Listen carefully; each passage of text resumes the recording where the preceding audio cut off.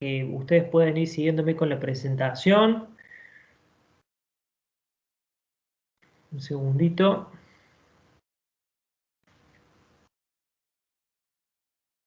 Bueno, como ustedes saben, y se los reitero en todas las clases, no duden en intervenir, en participar si quieren aportar, si quieren formular alguna pregunta sobre los contenidos, sobre algún ejemplo, ¿sí? Bueno, imagínense que somos 4 ahora en la clase, así que es una clase más que personalizada, así que aprovechen este espacio para hacer todas las preguntas que necesiten, así le pueden sacar el mayor rédito, ¿sí? Voy a comenzar entonces a compartir la pantalla.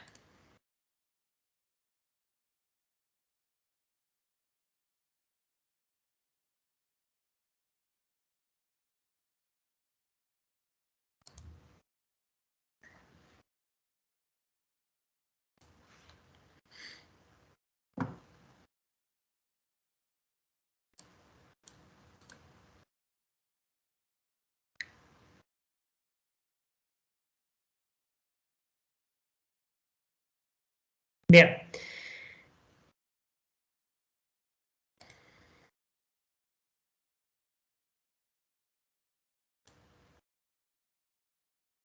Ahí estamos. ¿Pueden ver entonces todos ahí mi presentación? Sí, profe. Bueno, perfecto. Como ustedes van a poder advertir, todo esto está armado básicamente sobre los temas que se exigen en el programa. Bueno, para también a ustedes facilitarles un orden en el estudio y bueno, y también sin perjuicio de que yo por ahí en ocasiones recurro a distinta bibliografía, en definitiva todo lo que a ustedes se les va a evaluar está en el contenido que se les ha dejado a disposición, ¿sí? Bueno, vamos a comenzar. Los objetivos de la clase de hoy, como les comentaba, básicamente es trabajar sobre estas 3 figuras que quedan englobadas o encuadradas dentro de lo que es la sesión, de los contratos de sesión en general.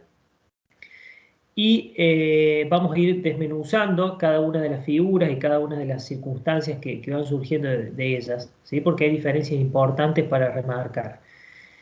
Para el día de mañana, entonces, continuar con el contrato de fideicomiso y el contrato de seguros, ¿sí? Bien. Un primer aspecto para destacar es el referido a que, en este caso, como ustedes saben, el Código Civil y Comercial de la Nación, que es en donde están contenidas todas las normas que regulan la materia contractual y que estudiamos particularmente en esta materia, está dividido en varios libros y uno de ellos es el libro primero, que es el de la parte general, que la mayor parte de su contenido ha sido abordado en privado 1, ¿sí? Lo hemos visto en privado 1, que básicamente lo que contiene este primer libro son reglas generales que son luego aplicables a cada una de las regulaciones específicas que contienen el resto de los libros que integran el Código Civil y Comercial. Es decir, entre ellos, justamente, el libro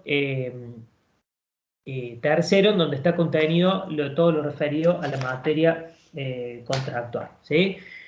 Y acá se señala como un acierto de la regulación que este libro primero justamente contiene algunas referencias vinculadas a la materia de cesión y referidas a la transmisión de derechos en general. Entonces, por un lado, consagra la regla de la transmisibilidad, es decir, que todos los derechos son transmisibles, excepto pacto en contrario o prohibición legal específica que establezca justamente, que impida poder transmitir un derecho. La regla contenida en el artículo 399, que es una regla básica en el ámbito del derecho, esto de que nadie puede transmitir a otro un derecho mejor o más extenso del que tiene, sin perjuicio de las excepciones legalmente dispuestas, es lo que se conoce con un aforismo latino que a lo mejor alguna vez lo han escuchado, el aforismo que dice nemo plus iuris, básicamente, que significa esto, digamos, que nadie puede transmitir a otro un derecho mejor o más extenso del que se tiene, ¿sí? Simplemente, por ejemplo, yo no puedo vender una cosa de la que no soy dueño, salvo las excepciones contenidas en una norma, ¿sí? Porque ustedes saben que, por ejemplo, se puede llevar a cabo una compra-venta de algo de lo que no sea titular actualmente, pero puede llegar a ser titular en el futuro. Y después una regla referida a los sucesores universales, que esto también ya lo han visto en privado 1, ¿sí? Entonces, bueno, por un lado, se celebra que se contenga en el Código Civil y Comercial una regulación de la figura de la transmisión en estas normas porque excede, digamos, la figura de la transmisión de derechos excede a la materia contractual específicamente porque puede estar derivada de otras circunstancias. Por ejemplo, la transmisión de derechos puede tener una fuente legal, como es el caso de la transmisión de derechos por causa de muerte, ¿sí? Cuando una persona fallece y se transmiten sus derechos y toda su posición jurídica a los herederos. Como les decía, la regla es la posibilidad de transmitir derechos a través de un contrato, salvo que las partes acuerden lo contrario, lo que significa entonces que también la regla no es solamente la posibilidad de transmitir, sino también la posibilidad de acordar la prohibición de ceder en todo o en parte un derecho, un crédito o la deuda o la posición contractual.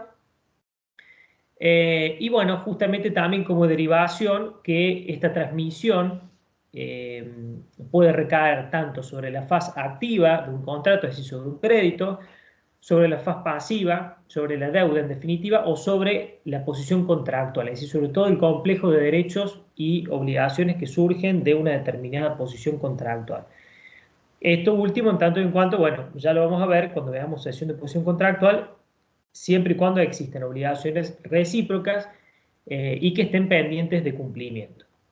Acá les aclaro también que en el caso de los títulos valores tienen un régimen de transmisión propio, que es por endoso o por simple entrega, que eso ya es materia de estudio en otra asignatura, pero va acá la aclaración para que sepan que en principio no se aplican las reglas que nosotros vamos a estudiar acá en materia de cesión. Bueno, empezamos por un lado con la cesión de créditos, propiamente dicha. Fíjense que la definición es muy simple, que esto es una característica también que trae el Código Civil y Comercial y que es un poco la claridad, la transparencia del lenguaje en general que utiliza. Y nos dice, bueno, hay contrato de cesión cuando una de las partes transfiere a otra un derecho. ¿Qué significa esto? Que en definitiva el contrato de cesión implica transmitir o enajenar a otra persona un derecho del que es titular para que justamente esa otra persona lo pueda ejercer en nombre propio, ¿sí? Y a su vez también acá en la norma establece cuáles son las reglas específicas que se van a aplicar de acuerdo a las particularidades que asume el contrato. Entonces dice la norma, bueno, para esta transferencia, para esta enajenación de un derecho a otro, se van a aplicar las reglas de la compraventa si la cesión es por un precio en dinero. Las reglas de la permuta cuando es a cambio de otra cosa o de otro derecho, y las de la donación cuando la transmisión es gratuita, ¿sí? Ya vamos a ir ilustrándolo con ejemplos también para que pueda ser más gráfica la figura. ¿Quiénes son las partes de este contrato? Bueno, en el ámbito de la cesión de créditos, es decir, cuando se cede, cuando se transfiere un derecho a otro, las partes son dos. El cedente, es decir, el que se obliga a transferir la titularidad de un crédito a otro, y el cesionario, que es el que recibe ese crédito, ¿sí? Y en definitiva se puede obligar o no a una contraprestación, que eso es lo que va a determinar que el contrato sea bilateral o unilateral y también que sea gratuito u oneroso, ¿sí? De acuerdo a si el cesionario se obliga a realizar una contraprestación por ese derecho que le han transmitido o si no se obliga en definitiva a ningún tipo de contraprestación por ese derecho que le transmite, ¿sí? Acá la característica también es que un segundo, la característica principal también es que el deudor cedido, ¿sí? No es parte en este negocio jurídico que es de carácter bilateral, ¿sí? El deudor cedido, como ustedes ya lo vamos a ver ahora con el ejemplo, es justamente el deudor de de esa prestación, digamos, de ese crédito que se está transmitiendo, ¿sí? En este caso no es parte en esa cesión, a diferencia de lo que ocurre con la cesión de deudas, que ya lo vamos a abordar, ¿sí? ¿Sería un Bien, tercero? exactamente. El deudor cedido en este caso es un tercero, ¿sí? Ahí lo vamos a mostrar con acá con un ejemplo, ¿sí?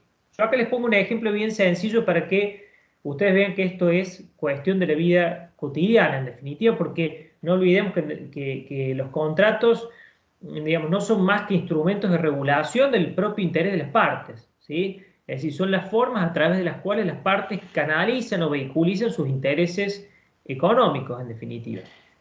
Entonces acá le pongo un ejemplo muy sencillo. María Julia le vende a Erika un auto, ¿sí?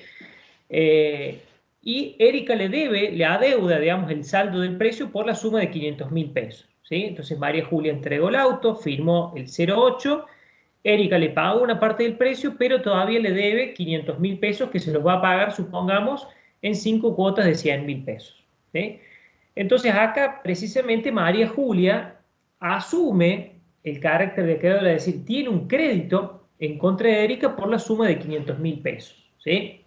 Supongamos que María Julia, en este caso, que es la titular de ese crédito, necesite la plata con urgencia, ¿sí? Y no pueda esperar a este financiamiento que le ha otorgado a Erika. Entonces, ¿qué hace? Juan, supongamos, le decide en definitiva celebrar un contrato de cesión de créditos con Juan, es decir, le va a transferir este crédito, se lo va a enajenar, ¿sí? Probablemente Juan obviamente lo va a pagar a un precio menor, supongamos que si es bilateral el negocio, supongamos que Juan le adquiere ese crédito por la suma de 400.000, ¿sí? En ese caso, María Julia obtiene la ventaja de que tiene una liquidez inmediata, ¿sí? Y por otra parte, Juan hará su negocio con esa financiación porque después, en definitiva, va a terminar cobrándolo, digamos, a plazo, pero le va a terminar cobrando a Erika esa suma de dinero, ¿sí?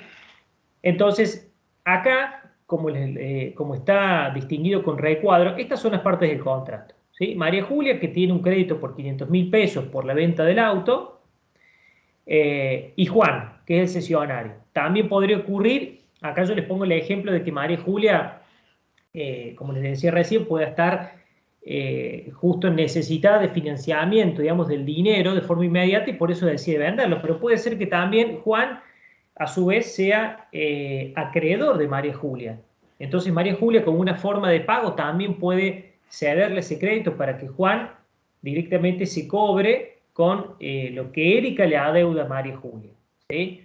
Bueno, se pueden dar estas triangulaciones, pero en definitiva lo que debe quedar en claro es que las partes del contrato son el cedente, en este caso María Julia, y el cesionario, que es Juan. Erika, en este caso, es un tercero y es el que asume este rol de deudor cedido, que no es parte en el contrato de cesión, ¿sí? Por eso acá les pongo esta flecha con línea de punto, porque en definitiva, una vez que María Julia transfiere ese crédito, ya la titularidad del crédito va a pasar a Juan, ¿sí? Y Juan, en definitiva, va a ser quien pasará a ser acreedor de Erika y va a ejercer ese derecho, es decir, va a exigir el cumplimiento de esa prestación a Erika, y en este caso sale de la escena o de ese crédito María Julia, ¿sí? ¿Se entiende entonces cómo funciona? ¿Queda claro? Traté de hacerlo con un ejemplo que sea visible con una transacción cotidiana, ¿sí? No sé si han podido entender el ejemplo. ¿Y qué pasa si Juan no le paga? Bueno, ahí vamos a ver cuáles son todos los efectos, ¿sí? En principio lo que tiene que quedar en claro es el objeto de este contrato es la transferencia o la enajenación del derecho, ¿sí? Ahora vamos a ver cuáles son todos los efectos que se derivan, ¿sí? Porque lógicamente hay que ver también si el contrato es de carácter bilateral o unilateral, y eso es lo que va a determinar que Juan, digamos, las posibilidades que va a tener Juan en relación a ese crédito que se le ha cedido o no, ¿sí? Pero en definitiva, Juan pasa a ser el acreedor de Erika y en consecuencia tendrá todas las facultades que como acreedor tiene, ¿sí? Va a tener la posibilidad de exigir el cumplimiento de esa prestación, de exigir el cumplimiento forzado y de agredir patrimonialmente los bienes de Erika en caso de que ésta incumpla, ¿sí? Como ocurre con cualquier otro tipo de obligación, como ustedes ya han analizado en las unidades anteriores. Bueno, las características. Algo les adelanté recién, va a ser bilateral o unilateral, según que haya una contraprestación o no, ¿sí? Y es lo que va a determinar también el carácter de oneroso o gratuito. Vuelvo acá un segundito. Si Juan se obliga a una contraprestación, es decir, por ejemplo, el crédito era de 500.000 pesos, entonces María Julia se lo cede ese crédito por 400.000. ¿Sí? Es decir, Juan se obliga a pagar 400.000 pesos a María Julia por ese crédito. Entonces, en ese caso, el contrato es de carácter oneroso, ¿sí? Porque a la ventaja patrimonial que obtiene Juan tiene que llevar adelante una contraprestación y lógicamente que también asume el carácter de bilateral, ¿sí? Porque, por un lado, recibe una prestación, pero al mismo tiempo también está obligado a otra prestación que es el pago de una suma de dinero. ¿Sí? Eso es lo que va a determinar entonces que el contrato, digamos, puede asumir el carácter de bilateral, unilateral, gratuito o oneroso. Es conmutativo en principio porque las partes conocen de antemano las ventajas del contrato y es formal porque debe celebrarse por escrito e incluso hay algunas eh, eh, transacciones o algunos negocios jurídicos en particular que la norma exige que sean celebrados por escritura pública y ya lo vamos a ver. La regla, bueno, ¿qué pasa con el objeto? ¿Qué puedo ceder a través de este contrato de cesión de crédito? La regla es amplia, todo derecho puede ser cedido. En principio, lo más común es ceder un derecho creditorio, ¿sí? Como les decía recién, tengo un crédito, tengo el derecho a cobrar una determinada suma de dinero, ¿sí? Lo más común es ceder esto. Se puede también pensar en la posibilidad de ceder un derecho real, por ejemplo, en el caso de un derecho real de garantía. Pensemos en la figura del acreedor hipotecario o del acreedor prebendario que podría ceder, en ese caso, esa faz activa de ese crédito. O también en el caso de los derechos intelectuales, que en realidad también haríamos referencia a la faz crediticia, podríamos decir de alguna manera, es decir, a la posibilidad que tiene el autor de una obra intelectual a cobrar una determinada suma de dinero por el provecho que sea de su obra. Bueno, eso también podría ser objeto de cesión. ¿Qué no puede ser cedido? Digamos, ¿cuáles son las excepciones de esta regla? Bueno, cuando esté prohibido por la ley. Acá le pongo el caso de los atributos de la persona humana. Recuerden cuando vimos en privado 1 que hablábamos de el nombre, del domicilio, de la capacidad. Son cualidades inherentes a la persona humana. Yo no podría ceder mi nombre, ¿sí? Justamente al ser inherentes a la persona humana están fuera del comercio, digamos, no podrían ser objetos de cesión. Si la prohibición ha sido pactada por las partes, ¿sí? Supongamos que se celebra un contrato de locación y se establece la prohibición al locatario de que pueda ceder su derecho de uso y goce, ¿sí? Entonces, de esa manera se asegura, por ejemplo, al locador de que no puede ingresar otra persona al inmueble. O en el caso de la incesibilidad por la naturaleza propia del derecho, ¿sí? Y acá les hago esta aclaración, que digo, bueno, si el derecho transmitido es de propiedad o de condominio, propiedad horizontal, superficie, usufructo, uso, recuerden que son todos derechos reales, y la otra parte a su vez paga un precio en dinero, en realidad entonces acá lo que hay es una compraventa, no hay una cesión de derechos o una cesión de créditos propiamente dicha, ¿sí?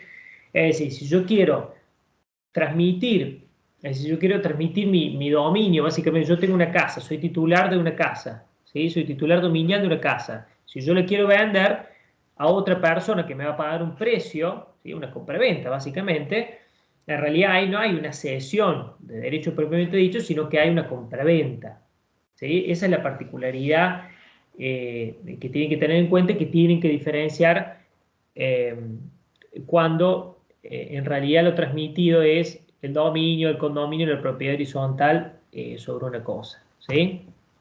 Como les decía, la forma es un contrato de carácter formal porque el código nos exige que sea celebrado por escrito. Esto significa en principio que puede ser por instrumento público o privado, pero a su vez exige que sea por escritura pública el caso de la cesión de los derechos hereditarios, la cesión de los derechos litigiosos.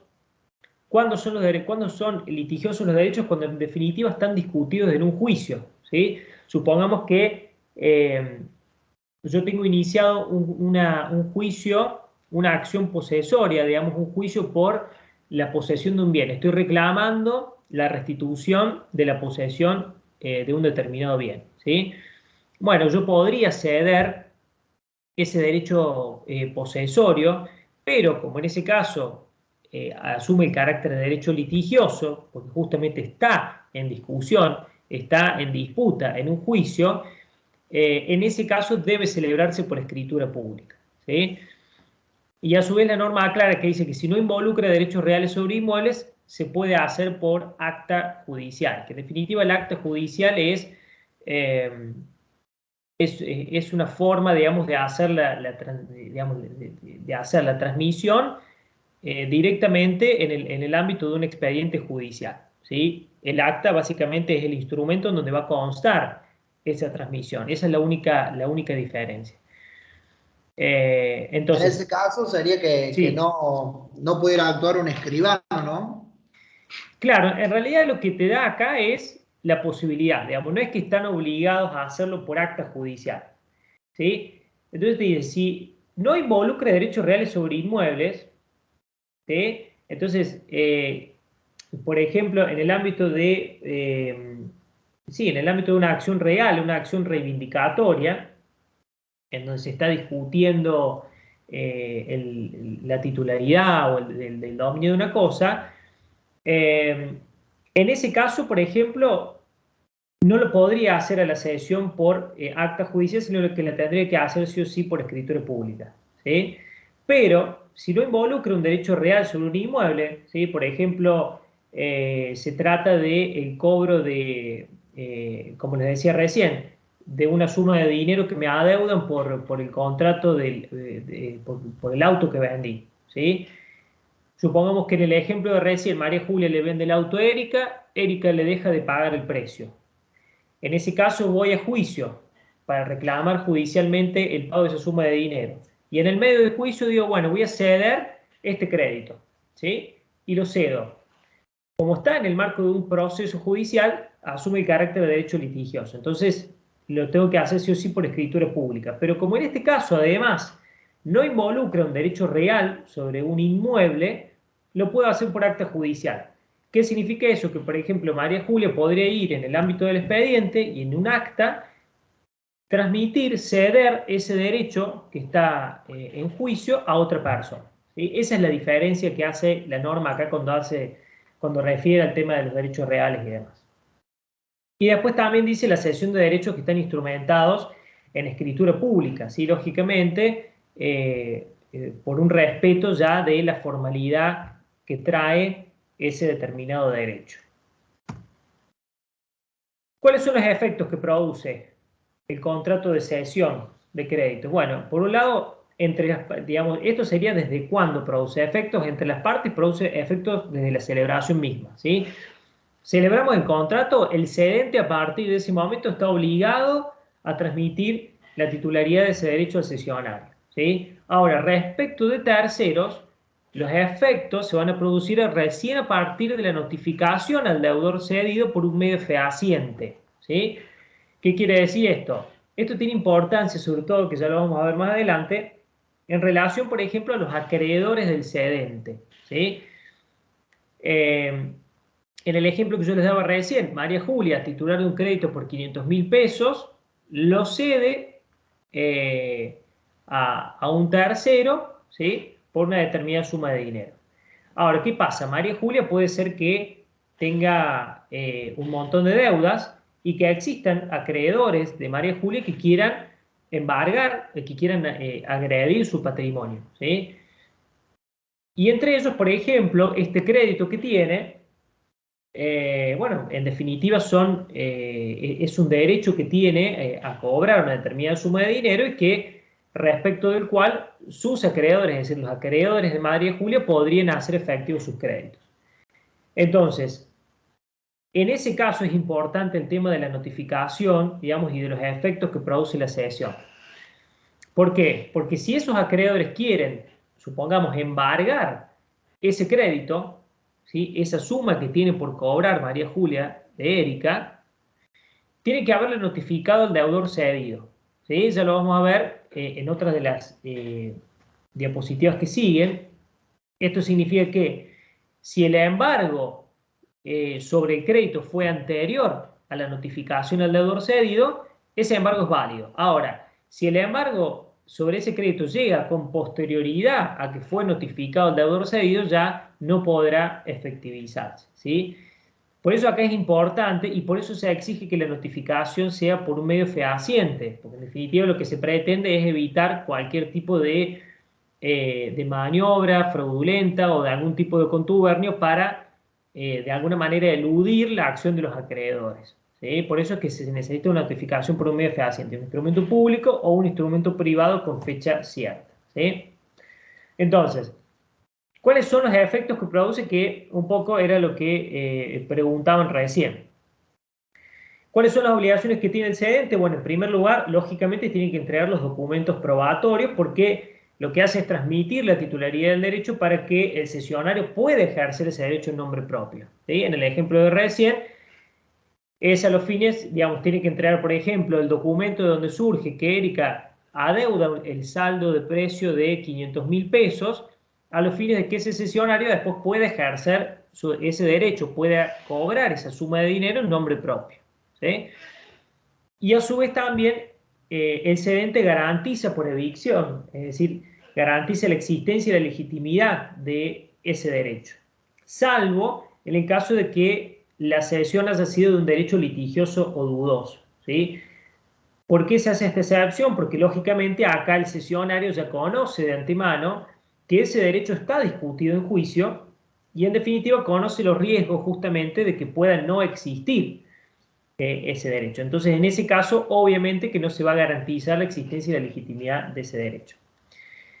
Y además también, en este aspecto, se destaca que no se garantiza la solvencia del deudor, ¿sí? Es decir, el cedente en este caso va a transmitir un derecho, pero no garantiza que su deudor sea solvente y que va a poder responder, ¿sí? Salvo que se pacte lo contrario, es decir, que se acuerde en definitiva que el cedente garantiza la solvencia del deudor, o salvo que exista mala fe, es decir, que el cedente haya actuado de mala fe sabiendo que su deudor era insolvente y por eso en definitiva pretende sacarse de encima, por decirlo de alguna manera, pretende liberarse de ese crédito que sabe que no va a cobrar. Entonces, si en ese caso se comprueba que ha actuado de mala fe, bueno, en ese caso sí deberá responder entonces por la falta de solvencia de su deudor.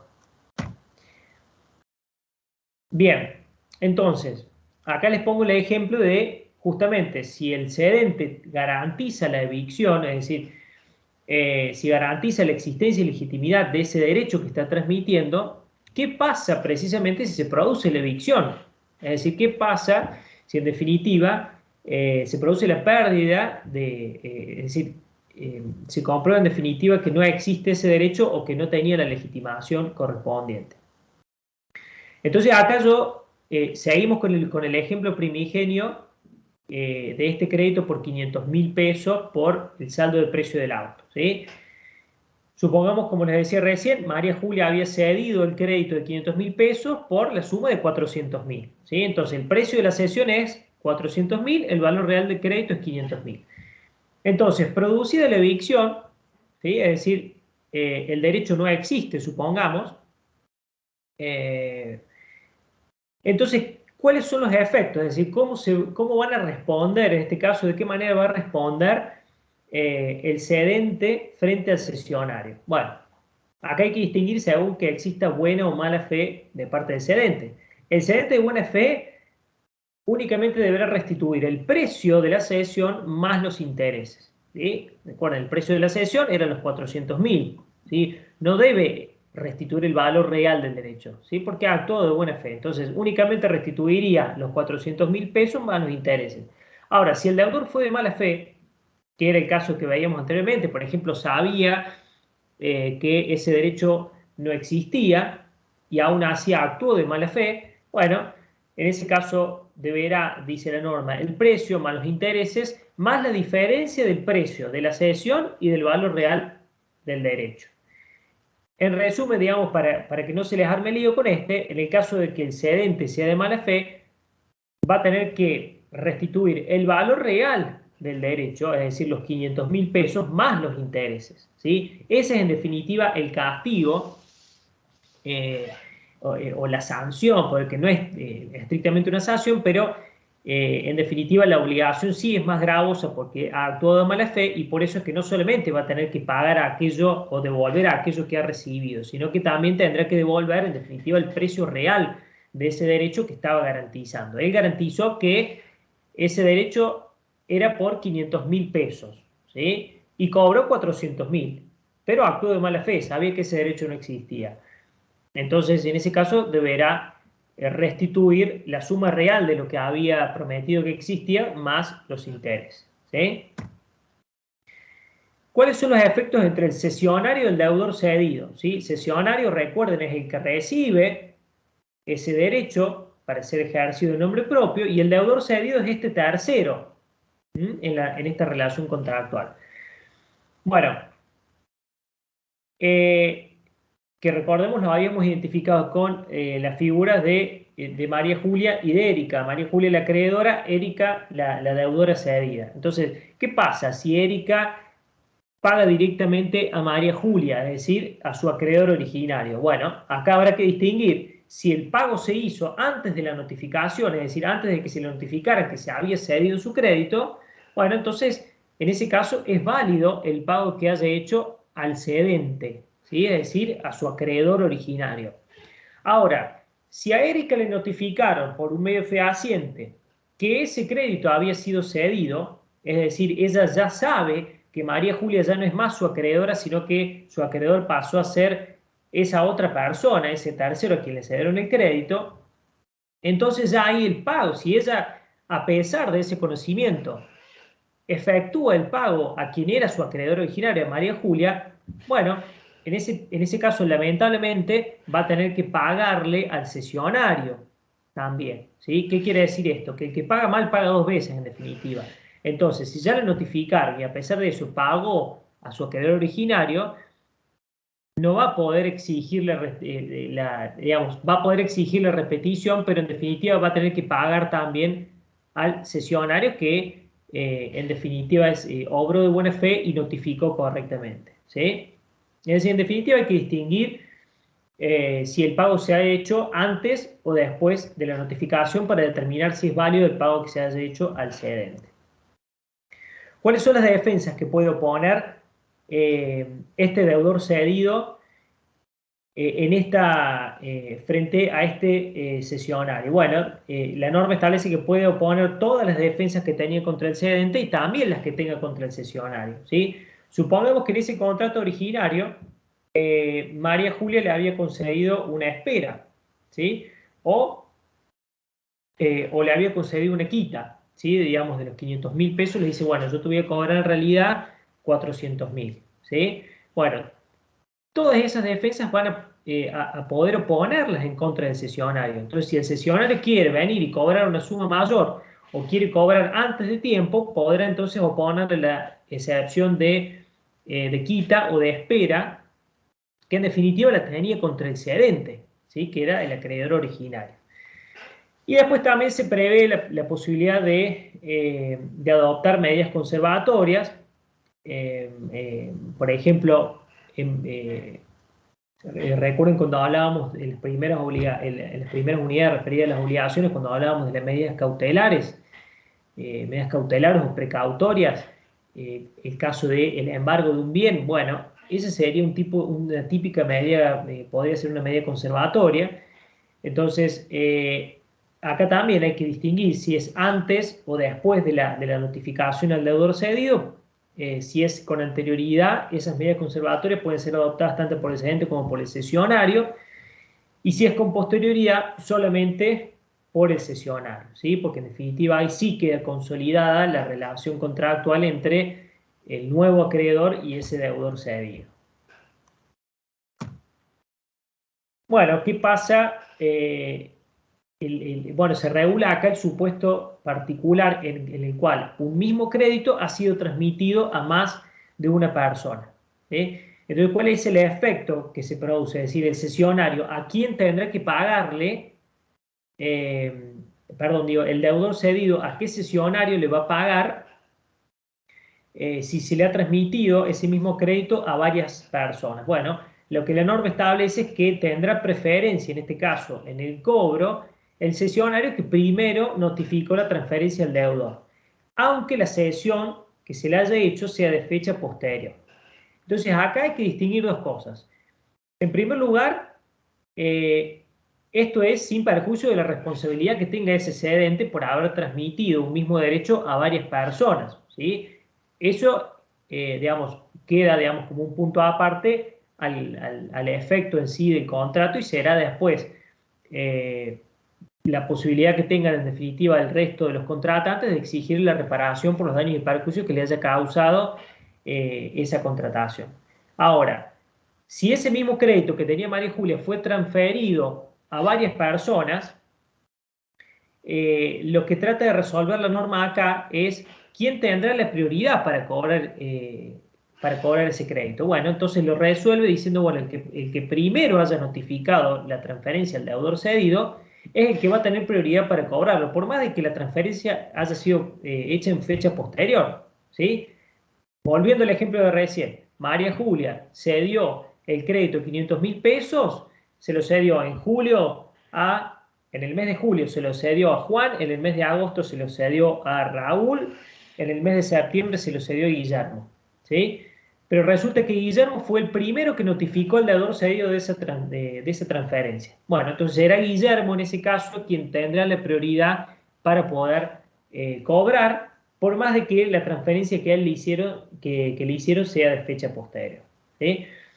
Y bueno, y después los efectos entre cesionarios y acreedores del cedente, ¿qué es lo que les comentaba recién? Esto de la importancia que tiene la notificación al deudor cedido, ¿sí? Recuerden, dijimos en una de las diapositivas anteriores, ¿desde cuándo produce efectos el contrato de cesión? Entre las partes, desde la celebración misma. Desde la celebración, el cesionario tiene derecho a exigir la transferencia de ese derecho, ¿sí? Respecto de terceros, desde la notificación al deudor cedido, ¿sí? ¿Qué importancia tenía esto? Bueno, este caso que le estoy mencionando acá. María Julia, recuerden en nuestro ejemplo testigo, es el cedente de este contrato, ¿sí? Tiene un crédito de 500.000 pesos que cede a una tercera persona. Ahora, María Julia, a su vez, tiene un montón de acreedores, ¿sí? Porque, por ejemplo, tiene un negocio y adeuda, por ejemplo, determinada suma de dinero respecto de un proveedor por la mercadería que le ha proveído, ¿sí? Entonces, ¿qué pasa? María Julia dejó de pagarle a ese proveedor. Ese proveedor entonces y embarga, quiere embargar ese crédito que tiene María Julia por 500.000 pesos respecto de Erika. Bueno, ¿cuándo va a ser eficaz ese embargo que trae ese acreedor del cedente? Será eficaz en tanto y en cuanto no se haya notificado el deudor cedido, ¿sí? Porque ahí, lógicamente, hasta tanto no se haya notificado el deudor cedido, no produjo efectos de ese contrato respecto de terceros, ¿sí? Ahora, si se le ha notificado el deudor cedido, ahí sí, necesariamente se produce el efecto respecto de tercero y en consecuencia ya será ineficaz ese embargo porque estará consolidado entonces el crédito en cabeza del cesionario, ¿sí? ¿Se entiende hasta acá? ¿Alguna pregunta? No sé, por ahí no sé si es difícil de conciliar cómo entran en juego estas distintas figuras. Digamos, acá tengan en cuenta que el contrato siempre es entre estas dos partes, el cedente y el cesionario, pero entran en juego acá las distintas relaciones que pueden establecerse respecto del cesionario con el deudor cedido, los acreedores del cedente, ¿sí? Bueno, eso lo van a ir desmenuzando, que por eso me pareció de utilidad esto de por lo menos establecer gráficamente cómo entran en juego cada uno de estas figuras, ¿sí? ¿Tienen alguna duda hasta acá? Por ahora no, profe. Bien. ¿Se entiende, profe? Bárbaro. Seguimos No. entonces. Bien, bárbaro. La cesión en garantía también esta es otra figura que está regulada en materia de cesión de derechos. Es una modalidad, digamos, de cesión de derechos que remite directamente a la aplicación de las normas de la prenda de créditos, ¿sí? ¿Qué característica o qué particularidad tiene esta cesión en garantía? Que en realidad no se transfiere acá la titularidad de un crédito, sino que en realidad el crédito es justamente utilizado como una forma de aseguramiento, ¿sí? Se asegura el cumplimiento de una obligación determinada otorgando un crédito en garantía, ¿sí? Yo acá les pongo el ejemplo del titular de una cuenta corriente bancaria, ¿sí? Que a los fines de garantizar el eventual saldo deudor que pueda surgir de los movimientos de su cuenta corriente, le entrega al banco en carácter, digamos, de cesión de garantía, cheques de pago diferido que tenga por cobrar, ¿sí? Entonces, acá en realidad no hay una transferencia de la titularidad de un crédito.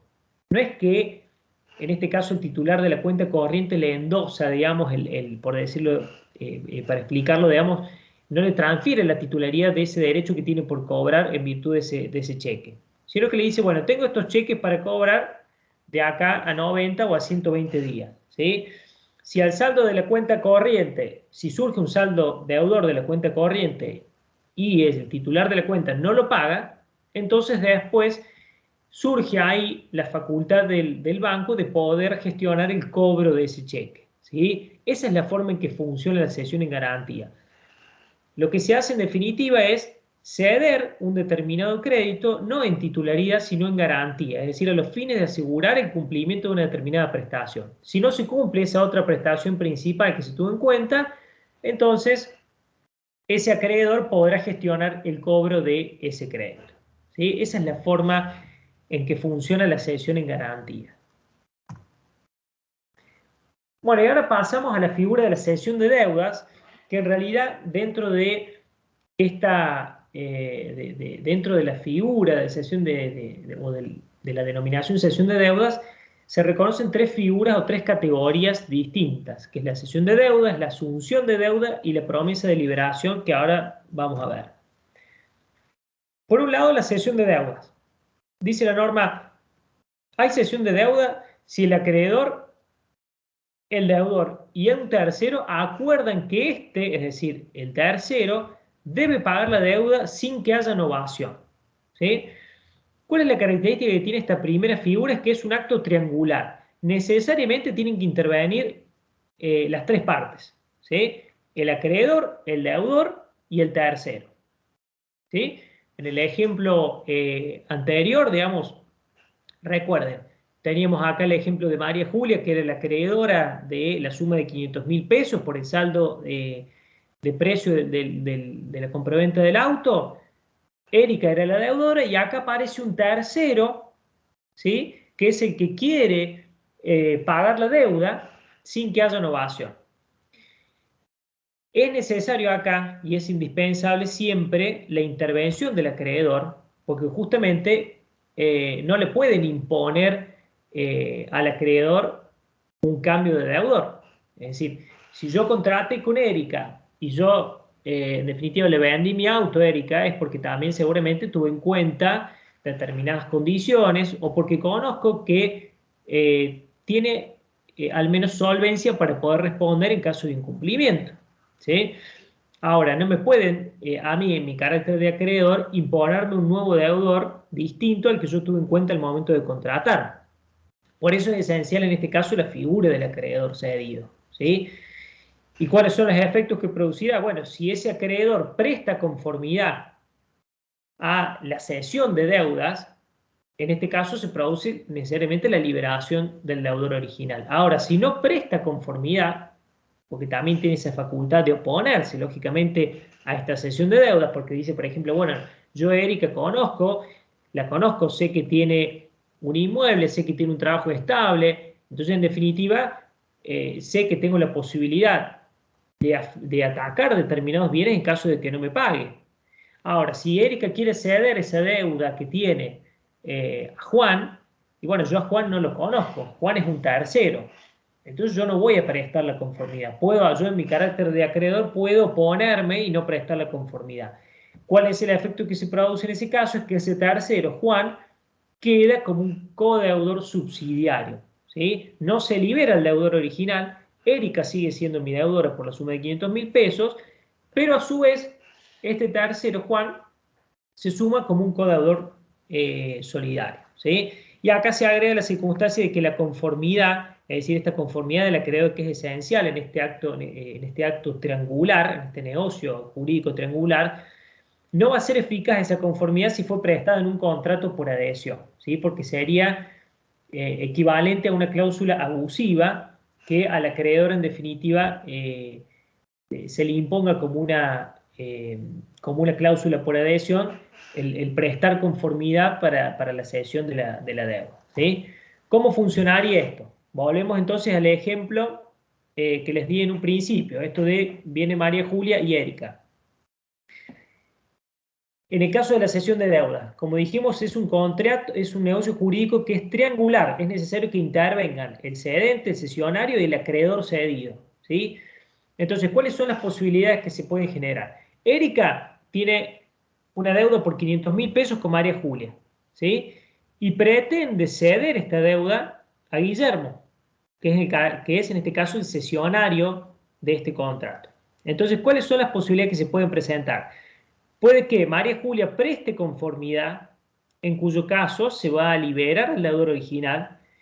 Si María Julia presta conformidad, entonces a esta cesión de deudas, ¿sí?, libera a Erika, ¿sí? Erika entonces sale de esta contratación y María Julia, en este caso, le tendrá que exigir el pago de su crédito a Guillermo directamente.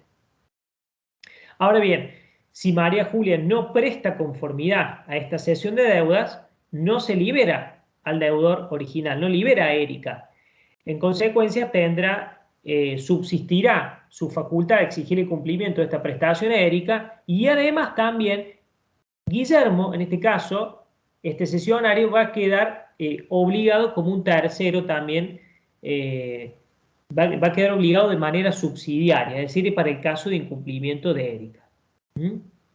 Esta es la forma, y esto es fundamental para que podamos distinguir la forma en que funcionan cada una de estas figuras, porque justamente la característica que tiene la cesión de deudas es que es un acto jurídico triangular, necesariamente tienen que intervenir las tres partes y distintos serán los efectos de acuerdo a si el acreedor cedió, presta o no conformidad.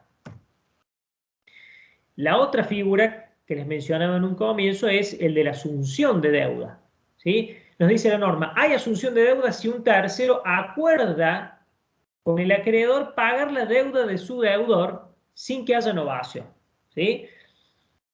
Fíjense acá la característica que tiene esto, dice, el tercero acuerda con el acreedor pagar la deuda de su deudor. Acá la parte, digamos, que no aparece es la del deudor, el deudor cedente, podríamos decirlo de alguna manera. Se trata de un negocio jurídico bilateral que se celebra entre este tercero que quiera subir la deuda de ese deudor y el acreedor, ¿sí? Pero en realidad también tiene una característica, que este negocio jurídico que se celebra entonces entre el tercero que quiere asumir esa deuda y el acreedor, necesariamente tiene que prestar conformidad para la liberación del deudor, ¿sí? Porque si no presta conformidad para la liberación del deudor, esta asunción de deuda se tiene por rechazada, ¿sí? En el ejemplo de recién, volvemos con los mismos protagonistas del negocio jurídico originario. Erika, que adeuda los 500.000 pesos a María Julia por la compra del auto, ¿sí? Acá aparece un tercero, que es Guillermo, que quiere asumir la deuda de Erika, ¿sí? El negocio jurídico acá es bilateral, es entre estas dos partes, entre Guillermo y María Julia, ¿sí? ¿Cómo se configura el negocio? Bueno, Guillermo en este caso quiere asumir la deuda de Erika. Y a los fines de que, en definitiva, se concrete, se consume este negocio jurídico, María Julia necesariamente tiene que aceptar la liberación de Erika. Si no acepta la liberación de su deudor original, entonces ese negocio jurídico no va a poder concretarse. Es decir, se tiene por rechazada la asunción de deudas, como dice la norma. ¿Sí? Y finalmente tenemos esta otra figura, que es el de la promesa de liberación. Acá dice la norma, hay promesa de liberación si el tercero se obliga frente al deudor, fíjense acá la diferencia, frente al deudor a cumplir la deuda en su lugar. Esta promesa solo vincula al tercero con el deudor, excepto que haya sido pactada como estipulación a favor de un tercero, ¿sí? Bueno, ¿cuál es la diferencia con la figura anterior? Recuerden, en la primera, en la cesión de deudas, es un negocio jurídico triangular, ¿sí? El deudor quiere ceder su deuda a un tercero, para lo cual tiene que prestar necesariamente conformidad al acreedor, ¿sí? En la asunción de deudas, el negocio jurídico es entre el tercero que quiere asumir la deuda y el acreedor. Y en la promesa de liberación, el negocio jurídico es entre el tercero y el deudor. ¿Sí? Ese tercero, que en este caso se obliga frente al deudor a cumplir la deuda en su lugar. ¿Sí? En este caso se aclara justamente que el acreedor no es parte, aunque puede prevalerse de este contrato si ha sido pactado como una estipulación a favor de un tercero. ¿Sí? Entonces, ¿cómo sería, digamos, la triangulación acá? Siguiendo con el ejemplo original, en este caso la promesa de liberación implica que Guillermo se obliga a pagar la deuda de Erika. ¿Sí? En este caso el negocio jurídico en principio es entre estas dos partes. En esto consiste la promesa de liberación. Guillermo le promete a Erika que la va a liberar, que la va a liberar de la deuda que tiene con María Julia. ¿Sí? Por eso promesa de liberación. Guillermo se obliga a pagar, se obliga a liberar a Erika de esa deuda que tiene con María Julia. Y en este caso María Julia, es decir, que es la acreedora, en principio es un tercero en esta relación jurídica y no tiene, en principio, como decíamos, acción en contra de Guillermo, ¿sí? Salvo que haya sido pactado, que este acuerdo haya sido pactado como una estipulación a favor de un tercero. En ese caso, María Julia sí podrá prevalerse de esta promesa de liberación. ¿Sí? Bien. Y llegamos finalmente a la figura de la cesión de posición contractual. ¿Sí? Recuerden, hasta ahora, digamos, el recorrido que hemos hecho. Comenzamos hablando de la cesión de derechos, ¿sí? De la transmisión o la enajenación de un derecho a otro para que lo ejerza en forma personal. Vimos ahí entonces quiénes son las partes del contrato, el cedente, el cesionario y los efectos que se producen. Después pasamos a hablar de la asunción de la cesión de deudas, ¿sí? Que ahí sí existen diferencias importantes con la cesión de créditos, precisamente porque no le podemos imponer un deudor distinto al acreedor. Por eso ahí aparece siempre la figura del acreedor como una figura trascendente, ¿sí? Y ahora finalmente pasamos a la cesión de la posición contractual. Como ustedes podrán advertir, cuando hablamos de cesión de créditos o de cesión de deudas, estamos precisamente refiriéndonos a la transmisión de uno de los aspectos de la posición, digamos, de la faz contractual. O se transfiere un derecho, ¿sí? O se transmite una deuda. Ahora, cuando hablamos de la cesión de la posición contractual, la característica precisamente es que se transfiere, como les indico acá, todo el complejo de derechos y deberes correspondientes a la calidad de parte dentro de un contrato. ¿Sí? El 1636 dice, en los contratos con prestaciones pendientes, acá ya nos está indicando una de las condiciones esenciales, cualquiera de las partes puede transmitir a un tercero su posición contractual si las demás partes lo consienten antes, simultáneamente o después de la cesión. ¿Sí? Entonces, acá hay un requisito esencial y es que existe un contrato base que sea de carácter bilateral, es decir, que genere o haya generado prestaciones recíprocas para ambas partes, es decir, ambas partes asumen la calidad de acreedor y de deudor recíprocamente, ya lo vamos a ver con un ejemplo, pero además también deben existir obligaciones pendientes de cumplimiento, porque precisamente lo que se va a ceder, lo que se va a transmitir es toda la posición contractual, No se transmite un derecho, no se transmite el crédito solamente o la deuda únicamente. Acá se transmite toda esa posición contractual, todo ese complejo de derechos y deberes que surgen de la calidad de parte de un contrato. Por eso es que tiene que tratarse de un contrato bilateral y tienen que existir obligaciones pendientes de cumplimiento necesariamente. Acá yo les pongo como ejemplo el caso de un contrato de obra, que esto ya lo han analizado en las unidades anteriores. El contrato, recuerden cuando hablábamos del contrato de obra y el contrato de servicio. Imaginemos este ejemplo. Tenemos un contrato de obra celebrado entre A, que es el constructor y que es el que se obliga a realizar una determinada obra en favor de B, que es el dueño del inmueble, ¿sí? Y que, en definitiva, tiene el derecho justamente a la entrega de una determinada obra y tiene la obligación de pagar una retribución por la realización de esa obra determinada, ¿sí? Supongamos que B es el dueño de un inmueble, de un terreno, contrata a A, que es una empresa constructora, para que le edifique una casa, ¿sí? Entonces, fíjense ahí que tenemos un contrato base que tiene prestaciones recíprocas. La constructora tiene, por un lado, la obligación de construir esa casa y tiene el derecho a cobrar una determinada retribución por esa obra que realice. El dueño del inmueble, por otro lado, tiene el derecho a que le construyan esa casa y tiene la obligación de pagar una retribución por esa obra, ¿sí? Ahora, puede ser que B ceda su posición contractual a C. Es decir, el dueño de la casa cede su posición contractual, cede todo ese complejo de derechos y deberes a C. C básicamente lo que hace es adquirir el inmueble en donde se está realizando la obra. Entonces, fíjese cómo funciona.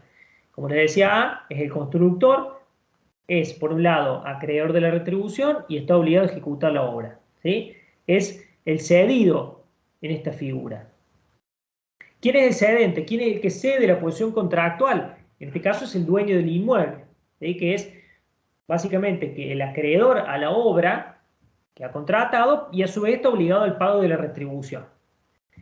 ¿Qué hace B? Cede su posición contractual a C, que es el que adquiere el inmueble, ¿sí? En donde se está ejecutando la obra. Entonces, C, que pasa a ocupar esta posición contractual, va a tener el derecho a exigir la ejecución de esa obra, pero a su vez también va a estar obligado a pagar esa retribución al constructor, ¿sí? Esta es la forma entonces en que funciona esta contratación, esta cesión de posición contractual y lo que la diferencia de las figuras que vimos anteriormente, ¿sí? Entonces, ¿cuáles son los efectos principales? El cedido, ¿sí? Que en este caso viene a ser los vuelvo acá para que lo vean. Este cedido, a ver, no sé si me está avisando acá que la calidad del sonido es mala, no sé si ¿me están escuchando? Se escucha bien, profe. Ah, bien, Sí, bien. debe ser el internet. Perfecto, listo, por las dudas, porque me sale un cartel advirtiéndome de que no era buena la conexión y demás de cosas, me avisan, ¿sí? Bueno, acá, este es el constructor en nuestro ejemplo del contrato de obra, es el cedido, ¿sí? Entonces, ¿qué nos dice acá la norma? Que el cedido conserva sus acciones en contra del cedente si ha pactado con éste el mantenimiento de sus derechos para el caso de incumplimiento del cesionario. Se los traduzco esto sencillamente. El constructor, básicamente, tiene que haber pactado, porque recuerden que en este contrato, vuelvo acá al concepto, ¿sí? En este contrato es fundamental también la intervención de las tres patas, digamos, de todo este ejemplo. El cedente, el cesionario y el cedido, ¿sí? En este caso tienen que consentir también esta transmisión de la posición contractual. Entonces, si el cedido, en este caso, ha pactado el mantenimiento de sus derechos para el caso de incumplimiento del cesionario, conserva sus acciones en contra del cedente. Volviendo al ejemplo. ¿Qué significa esto? Que A, el constructor en este caso, si ha pactado expresamente con B el mantenimiento de los derechos para el caso de incumplimiento del cesionario, entonces podrá exigirle a B el pago de la retribución. Digamos, en eso consiste. Pero ¿qué pasa? Es muy importante acá que tengan en cuenta que esta es una cláusula que tiene que pactarse expresamente, porque si no, en definitiva, el cedido, si no, no hace reserva de conservar sus acciones en contra del cedente, en principio no las conserva, digamos, esas acciones, y únicamente tendrá acción en contra del cesionario, ¿sí? Que va a ser la nueva parte en la posición, en ese contrato de obra, ¿sí? Por eso es que la norma es clara con esto: conserva sus acciones si lo ha pactado de esa manera con el cedente. Entonces, si lo ha pactado de esa manera y ha conservado esas facultades, supongamos, termina la obra, ejecuta, le edifica la casa y el cesionario no le paga la retribución. Entonces, si lo ha pactado expresamente, podrá ir entonces ahí en contra del cedente, por más de que ese cedente ya no tenga nada que ver en el contrato, pero podrá ir si expresamente lo ha pactado, ¿sí? Bueno, y el co-contratante cedido además dice puede oponer al cesionario. El cesionario es la nueva parte, digamos, en el contrato, todas las excepciones derivadas del contrato, pero no las fundadas en otras relaciones con el cedente, ¿sí?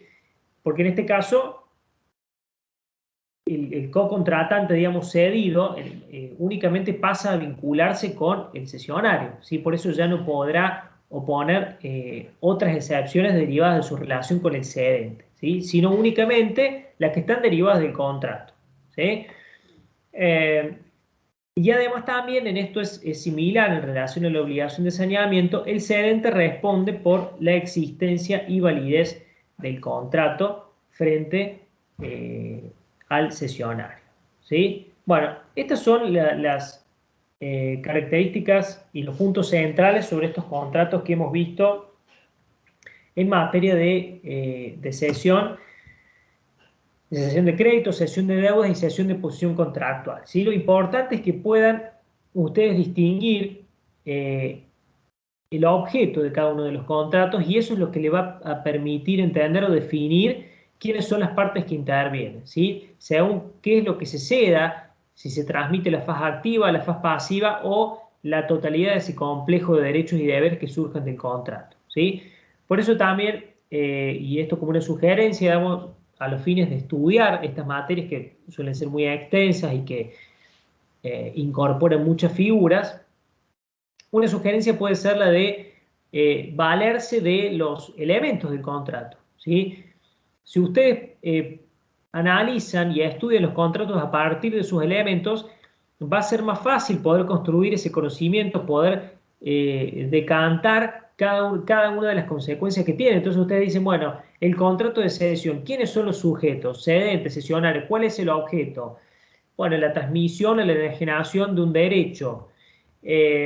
¿Cuál es la forma? Bueno, y ahí van a ir, una vez que ustedes también puedan definir cuál es el objeto de ese contrato, también de ahí van a derivar cuáles son los derechos y obligaciones que surgen también de ese contrato. Entonces, bueno, esta es una forma también de que ustedes puedan valerse de un esquema conceptual, ¿sí? De una estructura para poder estudiar cada una de estas figuras, y que la memoria, digamos, a veces puede no ser o guardar la fidelidad que necesitamos, y por eso esta es una buena herramienta para poder comprender también estas figuras a la hora de estudiar, ¿sí? Bueno, no sé cómo, si quedó alguna duda, si quieren que volvamos a ver algo, terminaríamos acá por hoy y mañana continuaríamos entonces con las últimas dos figuras que faltan, para ya dar por concluido también el programa de la materia, ¿sí?